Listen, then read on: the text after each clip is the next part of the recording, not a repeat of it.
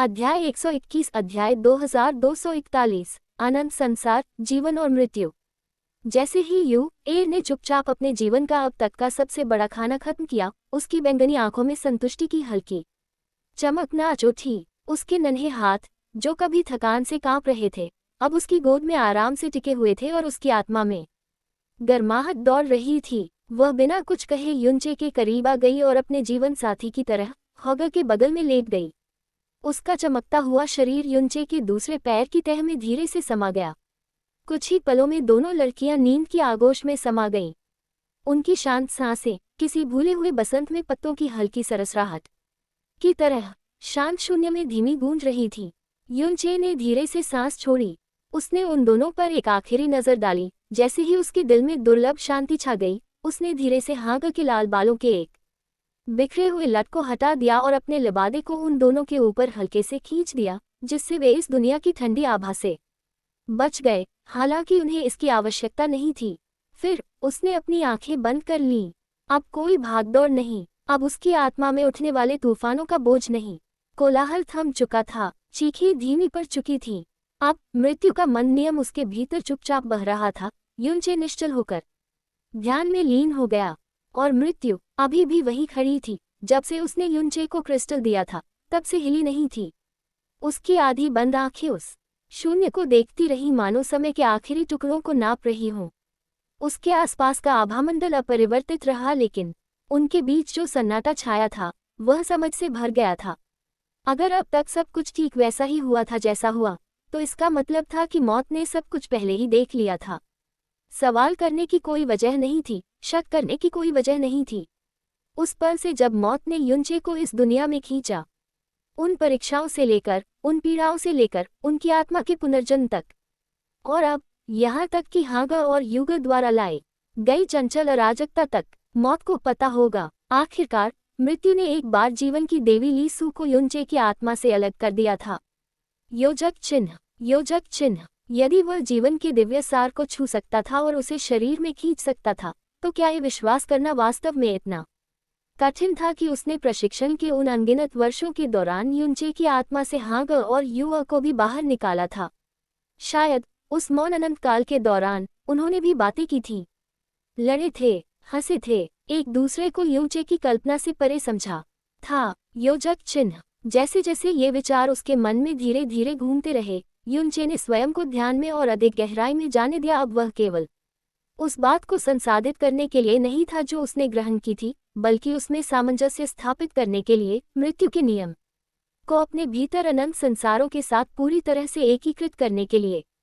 Rumble ल युनचे की गहन शिरा के विशाल अंतरिक्ष में एक गगन भेदी गर्जना गूंजी। अनंत लोग, जो अपनी पूर्णता में लंबे समय से सुप्त थे, अचानक जाग उठे, मानो किसी धड़कते हुए हृदय की धड़कन से टकरा गए हों। उसके भीतर का हर लोक कांप उठा, थरथराया, प्रतिक्रिया व्यक्त की। सबसे पहले डर के साथ, क्योंकि जो आभा उनमें समा गई थी, मृत्यु का नियम, वह उन सभी चीजों के लिए एक शाश्वत विरोधाभास था जो सांस लेती थी और जीवन से स्पंदित थी। अनगिनत लोग, जिनमें से प्रत्येक के अपने अपने विकसित होते नियम थे, पीछे हट गए। आकाश धुंधला हो गया, नदियां शांत हो गईं और पहाड़ झुक गए, मानो किसी अदृश्य क्षति का शोक मना रहे हों। परंतु फिर जिस क्षण मृत्यु के नियम का अंश युनचे के असीम ब्रह्मांड के केंद्र में पहुंचा, एक परिवर्तन हुआ, एक अपरिवर्तनीय परिवर्तन जो उसके अस्तित्व के हर रेशे में समा गया। भय की जगह विस्मय ने ले ली, और फिर विस्मय की जगह भूख ने ले ली। मानो उन्हें समझ आ गया हो, मानो हर दुनिया को इस खोए हुए टुकड़े का लंबे समय से इंतजार था। दुनिया उसे अपनी ओर खींचने लगी, लालच से, भूख से। जो कभी पराया था, अब नियति लगने लगा, क्योंकि चक्र आखिरकार पूरा हो गया था। वो सुनहरा दिव्य प्रकाश फूट पड़ा, एक से नहीं, बल्कि युनचे की सभी अनंत लोकों से। जैसे किसी विशाल आकाशगंगा में तारे प्रज्वलित होते हैं, वे एक साथ चमक उठे, ऐसे नियमों के साथ चमकते हुए जो पहले कभी इतने स्पष्ट रूप से परिभाषित नहीं थे। समय आगे बढ़ा, अंतरिक्ष स्थिर हुआ, कर्म की बयार बही, और इन सब के बीच मृत्यु का अदृश्य धागा हर चीज में समा गया। विनाश के रूप में नहीं, बल्कि नवीकरण के रूप में। मृत्यु का नियम केवल एक अंत नहीं था, बल्कि अंत और शुरुआत के बीच का सेतु था। इसके साथ ही अवतार का जन्म हुआ, एक संपूर्ण चक्र, जन्म, जीवन, मृत्यु, पुनर्जन्म। और इस सब के केंद्र में युनचे मौन बैठा था, उसका शरीर निश्चल, उसकी आत्मा विशाल, उसका मन पहले से कहीं अधिक गहरे ध्यान में डूबा हुआ। उसका आभामंडल अब अस्थिर नहीं था, अब वह उग्र नहीं था। ये कहा जाता है अंत। उसके चारों ओर सार्वभौमिक नियम समय, स्थान, कारण और प्रभाव, सृजन और संहार प्रतिक्रिया दे रहे थे। वे आकाशीय वलयों की तरह उसके चारों ओर घूम रहे थे, कांप रहे थे, प्रतिध्वनित हो रहे थे, उस दिव्य व्यवस्था में प्रवेश की तलाश में जो अब युनचे के अस्तित्व में स्थिर थी। यहाँ तक कि इस निर्जीव विमान के चारों ओर की मृत्यु की आभा, जो कभी स्थिर और ठंडी थी, जिज्ञासा से भर गई, धीरे धीरे युनचे की ओर खींची चली आ रही थी, जैसे बहती हुई राख चूल्हे की ओर लौट रही हो। इस क्षण अपनी आत्मा की गहराई में युनचे अब सिर्फ एक साधक नहीं रह गया था, वह एक सृजनकर्ता बन रहा था, किसी एक विश्व का नहीं, बल्कि एक संपूर्ण ब्रह्मांड का, जो शाश्वत नियमों द्वारा शासित है और मृत्यु ही इसकी अंतिम आधारशिला है। से योजक चिन्ह रंबली अनु अनंत लोकों में एक दिव्य कंपन व्याप्त हो गया, इतना विशाल, इतना गहन कि उसकी गूंज उन स्तरों तक पहुंच गई जो अभी तक पैदा नहीं हुए थे। युनचे की आत्मा के हृदय से एक परिवर्तन बाहर की ओर उमड़ पड़ा, एक दिव्य लहर जो उसके भीतर जन्म लेने वाले विशाल क्षेत्रों में फैल गई। योजक चिन्ह तलवार की दुनिया में रंबली स्वर्गीय दंड देने वाली पैतृक तलवार, जो अपने राज्य के केंद्र में एक दिव्य स्तंभ की तरह स्थापित थी, एक प्राचीन प्रतिध्वनि के साथ गुनगुनाने लगी। उसके आसपास की दुनिया ने प्रतिक्रिया व्यक्त की। बंजर शून्य से नदियां जमीन में समा गई, पहाड़ मानो आकाश को चीरते हुए ब्लेड की तरह उठे और आसमान तेज हवाओं से झिलमिला उठा, जिनमें से हर एक में तलवार की धार के निशान थे। पेड़ स्टील जैसी छाल के साथ उगाए, उनके पत्ते उस तरह जैसे पतले क्रिस्टलीय महासागर ऊपर के अनंत आकाश को प्रतिबिंबित कर रहे थे। ब्लेड का एक अनंत तल और फिर जीवन उभरा। तलवार की आभा से सीधे जन्मे वे अत्याधुनिक और स्पष्टता वाले प्राणी थे, शरीर ब्लेड की तरह कठोर, मन स्थिरता में गड़े हुए। प्रत्येक का जन्म सर्वोच्च तलवार दाव के साथ एक सहज संबंध के साथ हुआ था, और उनका पूरा शरीर तलवार के सार के उच्चतम रूप से स्पंदित था। योजक चिन्ह फीनिक्स की दुनिया में स्क्रील हवा तप उठी, जमीन हिल गई, आग की एक दुनिया अस्तित्व में आ गई। पहाड़ पिघली हुई चट्टानों से बने थे, मैग्मा की चमकती नदियां जमीन पर सुनहरे सांपों की तरह बह रही थीं। धधकते आसमान से रात के बादल दिव्य ऊष्मा के साथ घूम रहे थे, जिससे सबसे ऊपर उड़ते हुए एक विशाल फीनिक्स पक्षी की आकृति का प्रतिबिंब बन रहा था। दुनिया के हृदय से फीनिक्स ज्वाला आत्मा, जो लंबे समय से युनचे के भीतर बंद थी, ने अपने सार को आसपास के नियमों में फैला दिया, भूभाग को आकार दिया और जीवन का बीजारोपण किया। ज्वाला से उत्पन्न ज्वलंत पंखों, अंगारे जैसे बालों और पिघली हुई आभा वाले प्राणी धरती पर विचरण करने लगे। तलवार की दुनिया की तीक्ष्णता के विपरीत ये भावना, इच्छाशक्ति और तीव्रता से जल रहा था, और प्रत्येक प्राणी के रक्त में आदिम फीनिक्स की मंद प्रतिध्वनि थी। ड्रैगन की दुनिया में गर्जना योजक चिन्ह आकाश फट गया और एक विशाल गर्जना गूंज उठी, एक ऐसी गर्जना जो सभी लोकों में गूंज उठी, संप्रभुता की घोषणा करते हुए। ऊपर से आदिकालीन नीला ड्रैगन भगवान की आत्मा एक खगोलीय नक्षत्र की तरह चमक रही थी, और जैसे ही इसकी राजसी आत्मा दुनिया के नियमों में शामिल हुई, भूमि ने प्रतिक्रिया व्यक्त की। प्राचीन तराजू में उकेरी गई आकाश भेदी चोटियां उभर आईं, तात्विक बिजली के साथ गरजते बादल खिल उठे। गहरे समुद्रों में अपरिष्कृत शक्ति का मंथन हुआ, धरती धड़क उठी, जैसे ड्रैकोनिक सार की नसें ग्रह के केंद्र में फैल गईं। सींग, पंख, पंजे और ड्रैकोनिक आंखों वाले जीव शक्ति, वैभव और पराक्रम से जन्मे जीव उभरने लगे। प्रत्येक जीवन रूप में नीला ड्रैगन की आत्मा द्वारा आकारित एक अद्वितीय तात्विक आत्मीयता थी। पवन ड्रैगन, जल सर्प, ज्वाला वायवन और भी बहुत कुछ, और अन्य सभी दुनियाओं में जहां प्राचीन जानवरों की आत्माएं राज नहीं करती थीं, वहां युनचे के सबसे प्रभावशाली सिद्धांतों ने अपना प्रभाव जमाया। कुछ लोगों ने शून्यता के लोकों को जन्म दिया, जहां मौन और शून्यता ने शुद्ध आध्यात्मिक विकास का स्थान बनाया। अन्य लोगों ने तात्विक सामंजस्य का रूप धारण किया। हवा, बर्फ, बिजली, अंधकार, पृथ्वी, ये सभी उन ऊर्जाओं द्वारा आकारित थे जिन पर कभी युनचे का नियंत्रण या प्रभुत्व था। ये सिर्फ सपनों की दुनियाएं नहीं थीं, ये जीवित, सांस लेते हुए क्षेत्र थे। पारिस्थितिकी तंत्र, समाज, सभ्यताएं जो फलने फूलने के लिए तैयार थीं, ये युनचे की आत्मा का दर्पण थीं। और अब मृत्यु के नियम के चक्र को पूरा करने के साथ ये सच्चे जीवन को बनाए रखने में सक्षम थी। युनचे अपने गहन ध्यान में ये सब महसूस कर सकता था। उन दुनियाओं की हर धड़कन, हर नियम जो खुद को सामंजस्य में स्थापित कर रहा था। मृत्यु का दुख, जन्म की गर्माहट, पुनर्जन्म का निरंतर घूमता चक्र। उसके अनंत संसार अंततः पूर्ण हो गए थे, और अब वे सिर्फ उसके नहीं थे योजक चिन्ह, वे किसी बहुत बड़ी चीज की नींव बन गए थे, एक नई उत्पत्ति।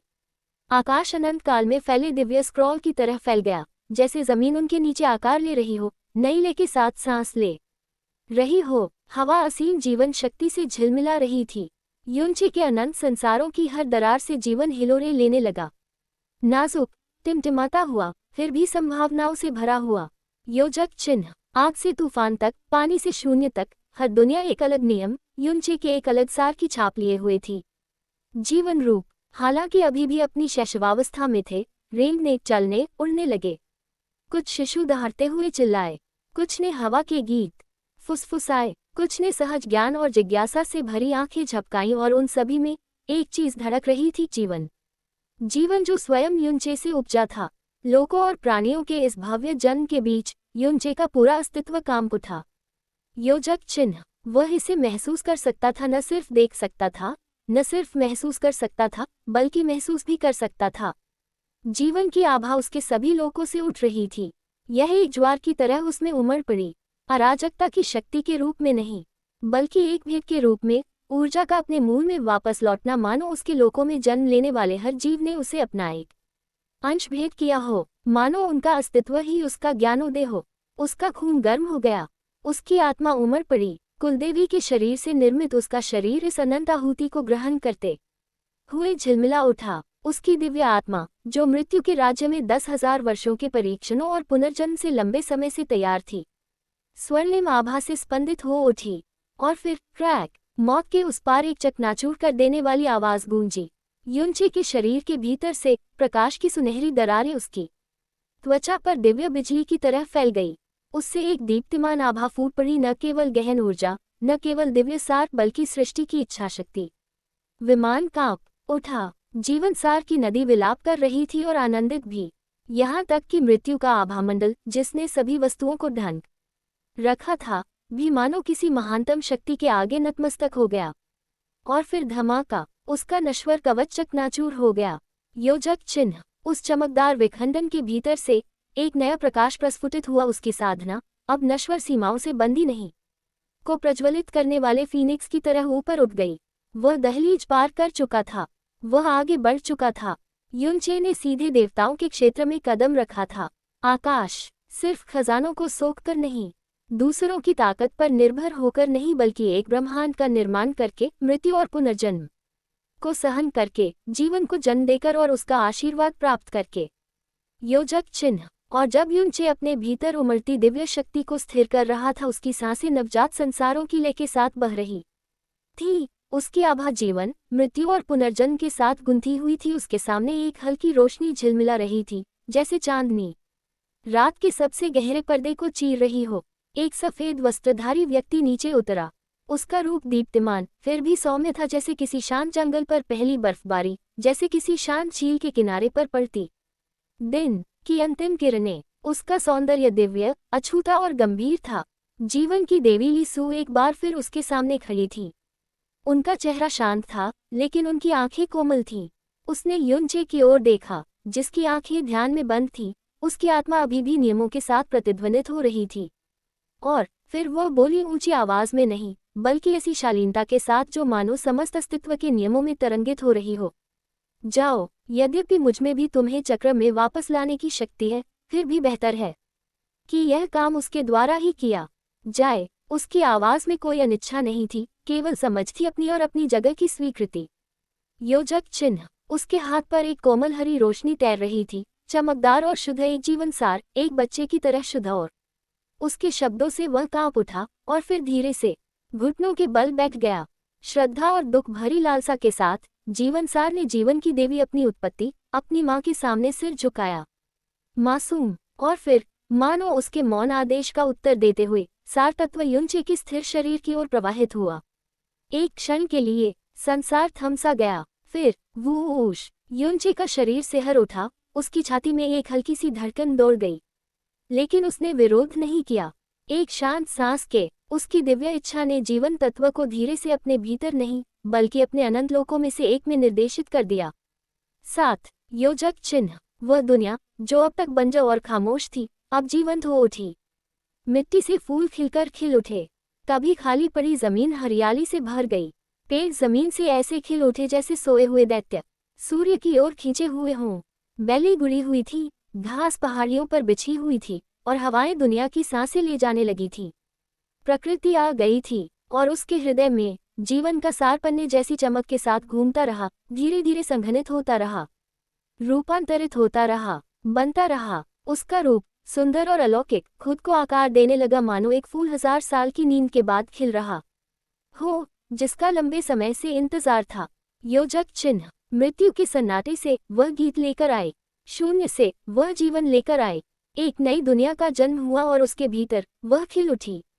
योजक चिन्ह। पन्ने जैसे हरे बाल बसंत की बारिश में चमकते घने जंगल के पत्तों की याद दिलाते हुए उसकी पीठ पर जीवन के बहते झरने की तरह झर रहे थे। उसकी आंखें पॉलिश किए हुए फ्लोराइड की तरह एक क्रिस्टल सी चमक से झिलमिला रही थी। हर नजर हल्की सी चमक रही थी, मानो दुनिया का सार ही उनमें समा गया हो। उसके बालों से लंबे नाजुक कान जो वुड स्पिरिट जाति की पहचान है, उसकी उत्पत्ति को केवल एक रचना के रूप में ही नहीं बल्कि प्रकृति के हृदय से जन्मी एक प्राणी के रूप में भी पुष्ट करते थे। उसकी त्वचा शुद्धतम जैब की तरह बेदाग और चिकनी, एक गंध दिव्य चमक लिए हुए थी, न तो नश्वर न अगर बल्कि पूरी तरह से पवित्र। वह पुनर्जन्म लेने वाली नहीं बल्कि बस जागने वाली प्रतीत हो रही थी। हालांकि उसका रूप नया था, लेकिन उसके भीतर जो आत्मा जागृत हुई उसमें स्मृति, चेतना और लालसा थी। योजक चिन्ह। वह कोई नवजात आत्मा नहीं थी, वह वही थी, वही जीवन सार जिसे लीसू ने कभी बचाया था। अब दुनिया की एक दिव्य आत्मा सूने के रूप में पुनर्जन्म ले चुकी थी, जीवन चक्र की परिणति का एक जीवंत प्रमाण। और फिर उसे उसकी उपस्थिति का एहसास हुआ। उसकी सांसें थम गईं, उसकी नजरें घूम गईं और जैसे ही उसकी नज़र युंचे पर पड़ी, उसके चेहरे पर एक चमक छा गई, एक ऐसा भाव जो इतना सुंदर, इतना मासूम था कि उसने दुनिया भर में खिल रहे जंगली फूलों को भी फीका कर दिया। नश्वर संसार से अछूते एक शान के साथ वह आगे बढ़ी, हर कदम सहज और सहज, मानो हवा ही उसके लिए मानो रुक गई हो। उसके पन्ने जैसे लंठे उसके पीछे नाच रही थी, सुगंध और रोशनी बिखेर रही थी और अगली ही धड़कन में वह उसके आलिंगन में थी, मानो समय उसके लिए रुक गया हो। वह अपनी बाहों से उससे लिपट गई, जो डर से नहीं बल्कि राहत और खुशी से कांप रही थी। उसका शरीर धीरे से उसकी छाती से सटा हुआ था, उसकी उंगलियां उसके वस्त्र में कसकर लिपटी हुई थीं, मानो उसे डर हो कि वह फिर से गायब न हो जाए। इस पल तारे फीके पड़ गए, फूल मुरझा गए और युंचे की अनंत दुनियाओं में उससे ज्यादा चमकीला कुछ भी नहीं खिल रहा था। बोम ईश्वरीय क्षेत्र में शैतान की घृणा द्वारा पहले से ही फैलाई गई बेरहम अराजकता के बीच एक ऐसी शक्ति जो इतनी घृणित थी कि उसने दुनिया को पागलपन के कगार पर पहुंचा दिया था। यह अंतिम विस्फोट मृत्यु घंटा की तरह गूंज उठा, जो उन लोगों के विवेक के हर शेषकण में गूंज उठा जो अभी भी उससे चिपके हुए थे। वह ध्वनि, वह चकनाचूर करने वाली, आत्मा को भेदने वाली ध्वनि, आदिकालीन अराजकता की दीवार के ढहने की चीख थी। जैसे ही यह ध्वनि गूंजी, ईश्वरीय लोक के सभी 40,000 लोकों में, हर सूर्य और तारे में, हर ग्रह और ग्रह में, सभी प्राणियों के हृदय में हड्डियों तक गहरी ठंडक पहुंच गई। नश्वर हो या नश्वर ईश्वरीय मार्ग के साधक, चाहे वे धरती पर रेंगते हो या सबसे ऊंचे सिंहासनों पर विराजमान हो, किसी को भी नहीं बख्शा गया। उनका खून ठंडा हो गया और फिर वह एक ऐसी नफरत से उबल पड़ा जो उनकी अपनी नहीं थी। मार डालो, खामोश चीख हर किसी के मन में गूंज उठी, मानो कोई प्राचीन श्राप उनके भीतर जाग उठा हो। बिना किसी चेतावनी के सब कुछ फट पड़ा। ब्रह्मांड के हर कोने से शक्ति उमड़ पड़ी, आकाश से रक्त की वर्षा हुई और लोग स्वयं रो पड़े। दोस्त दोस्त के खिलाफ हो गए, माता पिता ने बच्चे पर वार किया, जानवर आसमान फाड़ रहे थे, इंसान एक दूसरे के टुकड़े टुकड़े कर रहे थे। दुनिया पागलपन का सागर बन गई। हर गली, हर मैदान, हर पवित्र भूमि खून से लथपथ और लाशों से पटी हुई थी। कोई तर्क नहीं, कोई स्मृति नहीं, कोई बंधन नहीं बचा था, सिर्फ क्रोध, नफरत से अंधी हर चीज और हर कोई खुद को निगल रहा था। आकाश जल रहा था, धरती लहूलुहान थी और देवलोक लाल रंग में डूब रहा था। क्रैक, एक और हृदय विदारक गूंज ईश्वरीय क्षेत्र में गूंजी, जैसे आदिकालीन अराजकता के पार का आकाश टूटे हुए कांच की तरह टूट गया हो। कमजोर स्वर्गीय नियम जो पहले से ही अस्तित्व के लिए तड़प रहे थे कांप उठे, क्योंकि उनके अंतिम धागे उस प्राणी के भार तले उखड़ गए जिसने अभी अभी इस दुनिया में कदम रखा था। हालांकि उसने अभी अपनी पूरी ताकत नहीं दिखाई थी, सिर्फ उसकी उपस्थिति अंतहीन उबलती नफरत से सराबोर एक आभा पूरी आदिकालीन अराजकता में फैल गई और उसकी पहले से ही मरती हुई नींव को ढहने के कगार पर धकेल दिया। अस्तित्व की हर सांस, अंतरिक्ष का हर कोना उसके क्रोध से दब गया। बढ़ती हुई दरार के भीतर से एक जोड़ी आंखें उभरी, ठंडी, बूढ़ी और असीम रूप से उदास। फिर उनके पीछे वाली आकृति धीरे धीरे आगे बढ़ी, उसकी निगाहें नीचे के खंडहरों पर घूम रही थी। तुम सचमुच मर गए हो। ये शब्द उसके होठों से क्रोध में नहीं बल्कि निराशा में निकले थे, मानो उसे टूटने से बचाने वाला आखिरी धागा टूट गया हो। योजक चिन्ह, अपनी अपार शक्ति के भीतर जिसने अब पूरी दुनिया को अपनी चपेट में ले लिया था, वह बेताब होकर उसका एक भी निशान ढूंढने लगी। उसकी आत्मा, उसकी सांसें, उसका आभा मंडल, लेकिन कुछ भी नहीं मिला। कुछ नहीं। उसका अस्तित्व पूरी तरह से लुप्त हो चुका था और इसका केवल एक ही मतलब हो सकता है, वह अब इस दुनिया में नहीं था, अब जीवित नहीं था। योजक चिन्ह, योजक चिन्ह, उसकी सारी पीड़ा, उसकी सारी यातना, वापस लौटने का उसका सारा संघर्ष, समय और भाग्य की खाई से वापस लौटने का उसका सारा संघर्ष। किस लिए? बिना किसी कारण के। कितना हास्यास्पद, कितना कड़वा, कितना घोर, आत्मा को झकझोर देने वाला, घृणित। थम एक बहरा कर देने वाली धड़कन पूरे विश्व में गड़गड़ा रही थी, प्रत्येक धड़कन एक युद्ध के नगाड़े की तरह आकाश को चीरती हुई। एक ऐसी विकृत, इतनी टूटी हुई हंसी के साथ जिसने सितारों को भी थरथरा दिया। हे हे हे हे हे हे हे हे हे हे हे हे हे हे हे हे हे हे थम्पअप हे हे हे हे हे हे हे हे। यह एक ऐसे मन की हंसी थी जो टूट रहा था, एक ऐसी आत्मा की हंसी थी जिसने अपनी आखिरी रट खो दी थी। अंतहीन रात में टूटे हुए लालटेन की तरह वह हंसी, हर आवाज पिछली आवाज से ज्यादा खोखली, ज्यादा पीड़ादायक, जब तक कि बस पागलपन ही न रह गया। उसकी आंखें, जिनमें कभी दुख और पीड़ा के निशान थे, अब अथाह घृणा के शून्य से चमक रही थी। उसके भीतर तर्क का आखिरी टुकड़ा भी बिखर गया, पीड़ा की ऐसी बाढ़ में डूब गया जो किसी भी देवता या शैतान के लिए सहन करना मुश्किल था।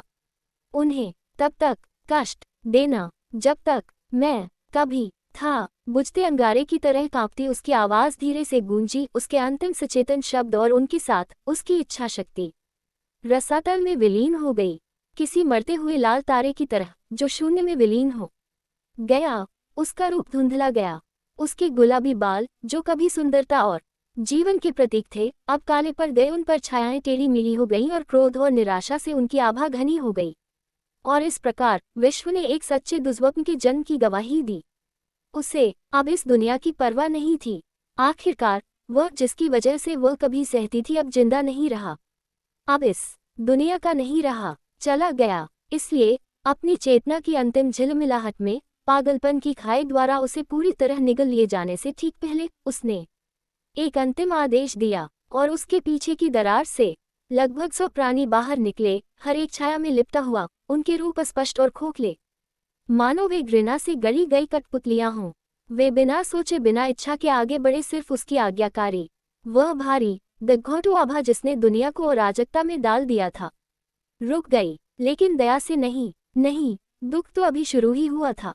उन्हें भी नहीं बख्शा गया, उन्हें दंडित किया गया। जब तक वे सांस ले सकते थे तब तक उन्हें कष्ट सहना पड़ा। हे हे हे हे हे हे हे हे हे हे। एक विकृत हंसी फिर गूंजी, आसमान चीरती हुई, जैसे उस स्त्री ने किसी टूटी हुई गुड़िया की तरह अपना सिर उठाया। उसकी भ्रष्ट शक्ति के प्रकट होते ही उसका मुंह खुशी से खुल गया और फिर पूर्वी दिव्य क्षेत्र के सुदूर क्षेत्र में आदिकालीन अराजकता के बाहरी किनारे पर एक ब्लैक होल अस्तित्व में आया। जिस क्षण ये प्रकट हुआ, संसार का प्रत्येक प्रकाश इसने निगल लिया। ऐसा लग रहा था मानो एक विशाल शैतान, जैसा उन्होंने पहले कभी नहीं देखा था, पूरे पूर्वी दिव्य क्षेत्र को निगल रहा था, बल्कि पूरे विश्व को भी। विशाल और निर्दयी इसने सब कुछ निगल लिया, दुनियाएं, तारे, जीवन ही, और उन्हें अदम्य बल से अपनी ओर खींच लिया।